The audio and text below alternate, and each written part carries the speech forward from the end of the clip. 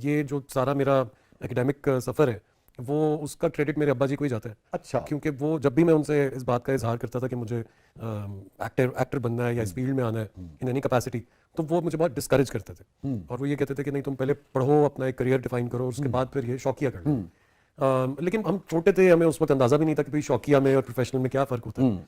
तो बहरहाल मैंने बैचलर्स इन बिजनेस में किया, फिर मैंने एलएलबी किया, साथ जॉब शुरू की, मैं एनसीए चला गया फिल्म एंड टेलीविजन के लिए, फिर उसके साथ साथ सीएसएस के पेपर्स दिए। हाँ, मुझे याद आया, मैं जाती सी बात वैसे शेयर कर रहा हूँ मगर तुम जो कामयाब हो चुके हो इसलिए की जा सकती है। मुझे याद है एक दिन तुम्हारे पापा बहुत खफा थे, ऐसे बिल्कुल हम निजी उसमें बैठे हुए थे, तो तुमने गालिबन एक डिसीजन लेके उसके बाद कहा मैं इधर नहीं पढ़ूंगा उधर जाऊंगा। मुझे गालिबन इसी दौर की बात है ना, तो मुझे याद है बड़े नाराज हो, फीस देनी पड़ रही है दोबारा। नहीं, वो फीस के अलावा उनका हमेशा से एम था कि मैं सीएसएस करूं। अच्छा, ठीक है। और सीएसएस के पेपर्स भी मैंने दिए, लेकिन सर बस मेरा जहन जो था वो हमेशा इसी तरफ था, क्रिएटिव साइड पे। अब लॉ जो थी बहुत बोरिंग जॉब थी मेरे लिए, मुझे उस वक्त सीएसएस का उस तरह अंदाजा नहीं था, लेकिन अब आकर मुझे लगता है कि शायद वो भी अगर किया होता तो कोई इतना बुरा ना होता। क्योंकि पाकिस्तान में तो राज बस 2-3 डिपार्टमेंट्स का ही है। तो लेकिन खैर मुझे लगता है कि अल्लाह का बहुत बहुत शुक्र है कि मेरा प्रोफेशन वो है जो मेरा पैशन है। सो इससे बेहतर, इससे ब्लेसिंग वाली ज्यादा बात हो नहीं सकती। तो कभी आपने जो अपना यानी कि लॉ का प्रोफेशन आपने एक तरह से क्विट किया, या वक्ती तौर पे ही हो सकता है, लॉयर तो हमेशा ही लॉयर रहता है, कभी भी आप जनाब गाउन पहनेंगे और चले जाएंगे। तो मगर यह है कि अब आप 10-11 साल से इस शोबे में हैं, आपने कंपटीशन का जो एग्जाम था वो भी आपने नहीं दिया, तो अभी लगता है कभी कभी डिसीजन ठीक था या कभी कभी लगता है गलत था? अच्छा, मैं आपको अपने बारे में एक बात बताता हूँ बहुत मजे की। मैं बहुत खुश हूँ अपनी जिंदगी में, कंटेंट, बहुत कंटेंटेड इंसान हूँ। मुझे अल्हम्दुलिल्लाह कभी एक आउंस ऑफ जेलसी फील नहीं हुई किसी को देखकर, या कभी ये नहीं लगा कि यार ये गाड़ी मेरे पास होनी चाहिए थी, ये घर मेरा होना चाहिए था, इतने पैसे मुझे मिलने चाहिए थे। मुझे लगता है कि जहाँ से मैंने अपना सफ़र शुरू किया अपने प्रोफेशनल करियर का, वहाँ से लेके आज तक मैं जहाँ पर आया हूँ, ये एक मिरेकल है मेरे लिए। मैं सोच भी नहीं सकता था कि वो इंसान जो जगह जगह रिजेक्ट होता था और ऑडिशंस देता था, जी जी जी, बहुत ज़्यादा ऐसा होता था, बिकॉज अब्बा जी ने बात क्लियरली कह दी थी कि यार तुमने जो करना है अगर इस मामले में तो फिर अपने ओन पे करना। तो मैं किसी को फोन नहीं करांगा, मैं किसी को फोन नहीं करूंगा। वो सुर ऊंचा है ना। जी जी जी जी, और कहा भी उन्होंने ऐसे ही था, ये जो आप कह रहे हैं, कई बार ऐसा कहा था। बल्कि जब मैंने फाइनली घर में ये बात कही थी कि मैं एक्टिंग की तरफ जाना चाहता हूँ, तो बहुत अरसा उन्होंने मुझसे बात भी नहीं की। वाकई? जी, क्योंकि वो आई थिंक उनका भी फेयर अपनी जगह पे जस्टिफाइड था, बिकॉज वो पीटीवी के दौर से एक्टिंग कर रहे थे एंड ही न्यू के ये एज अ प्रोफेशन आपका घर नहीं चला सकता। फेम तो बहुत होता है जी, मगर उस जमाने में मगर पैसा नहीं होता था, तो वो उनका था। फिर दूसरा एक और बहुत बड़ी बात ये थी कि शायद एक जो ये डर होता है ना कि आपकी औलाद कहीं नाकाम ना हो जाए। दुनिया में ऐसी बहुत सी मिसालें हैं, हमारे हमसाया मुल्क में भी हैं, हॉलीवुड में भी कैसे बड़े नामवर कामयाब लोग बच्चे नहीं कामयाब, क्योंकि बिल्कुल अलग मामला है ना। जी, तो वो जाहिर है मुझे अपने उन पे जाना पड़ा। तो क्योंकि मैंने उससे पहले एज मैनेजर प्रोग्राम्स चैनल में जॉब की हुई थी, A+ में, उससे पहले मैं हम टीवी में एज अ प्रोड्यूसर डायरेक्टर काम करता था। तो बहुत से दोस्त थे मेरे ऐसे अच्छे जो कि कराची चले गए हुए थे काम करने के लिए और यहाँ पे भी कुछ कर रहे थे, तो उनके थ्रू कहीं ना कहीं ऑडिशंस देने के लिए डायरेक्टर से मिलने चला जाता था और 90% ऐसा ही होता था कि मुझे काम नहीं मिलता।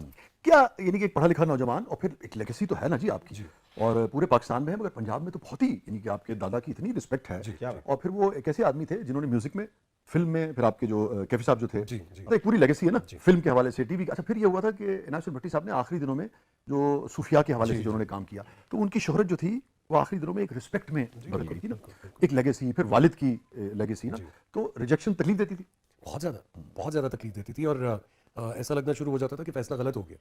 मतलब कितनी मरतबा इसका सामना करना पड़ा?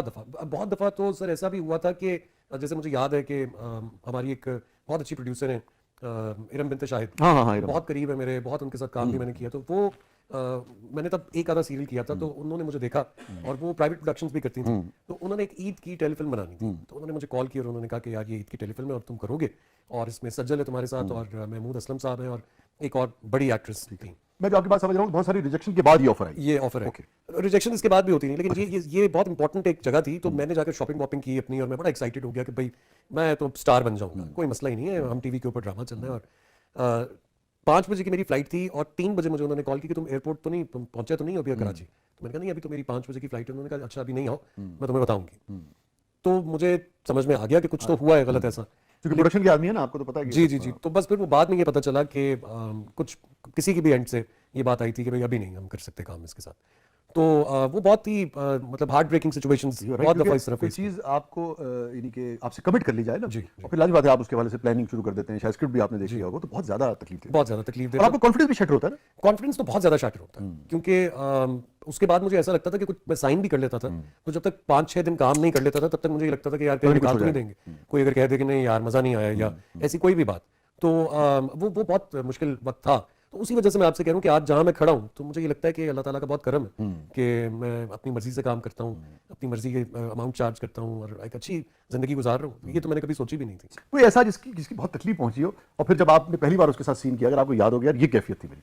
अच्छा वैसे तो वही जैसे मैंने आपको बताया मैं इतना ध्यान ही नहीं देता, लेकिन एक मेरी दोस्त थी बहुत ही वो अच्छी दोस्त थी मेरी उस वक्त, और एक सीरियल बहुत बड़ा मुझे मिल गया ठीक है। Back in 2015।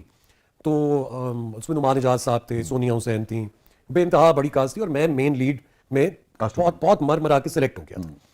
तो जब हम शूट पे चले गए और वही डर था मुझे कि यार ये तो मतलब 4-5-6 दिन का शूट हो जाए, चेक हो जाए, फिर मुझे पता चलेगा कि मैं एम आई स्टिल ऑन या मुझे निकालने लगे। काफी मुश्किल वक्त गुजारा बहुत मुश्किल वक्त था वो। तो वो मेरी दोस्त थी, तो उनसे मैं अक्सर अपनी इनसिक्योरिटीज डिस्कस करता था उस वक्त की कि यार ये तो नहीं होगा, अच्छा ये सीन आज ऐसा हो गया है, इस सीन में मैंने ये किया ठीक किया है, और वो बहुत अच्छा मुझे गाइड करती थी। 5-6 दिन गुजरने के बाद जब वो ड्रामे पे उन्होंने कहा कि हाँ ओके हो गया सब कुछ, चैनल ने भी ओके कर दिया, तो मुझे प्रोड्यूसर ने बताया कि सबसे पहले मेरी कास्टिंग की मुखालिफत उन्होंने की थी। तो मुझे बहुत तकलीफ पहुंची इस बात से, क्योंकि वो एक ट्रस्ट होता है आपका, वो बहुत शैटर हुआ मेरा उस वक्त कि और यार एक वो तो कहीं से एक सपोर्ट की आपको वो भी होती है होती यार, ये होगी तो कि मेरा यार दोस्त ये है, वेल यार, ये तो एस्टैब्लिश्ड है, करेगा। चलो ये तो मुझे सपोर्ट ही हाँ, कर support रहे करेगा। हैं। तो मैंने बहुत ना चाहते हुए भी मैंने उनको कॉल की और मैंने उनसे बहुत प्यार से कहा कि ये मुझे ये पता चला है, क्या ऐसा हुआ? तो उन्होंने कहा हाँ ऐसा हुआ है। और मैंने कहा था कि मुझे नहीं लगता था कि तुम रेडी हो इस रोल के लिए, लेकिन जो मैंने अब देखा है तो मुझे लगता है कि हाँ ठीक है तुम रेडी हो। तो वो खैर मैंने लेट गो कर दी वो बात, लेकिन वो बात मेरे दिल से दोबारा कभी गई नहीं। मुझे हमेशा ये लगा कि यार, और फिर यकीन करें कि मैंने उस बात से एक और चीज़ ये सीखी कि मैं कभी किसी के साथ ऐसा नहीं बहुत अच्छी बात की, बहुत अच्छी बात की।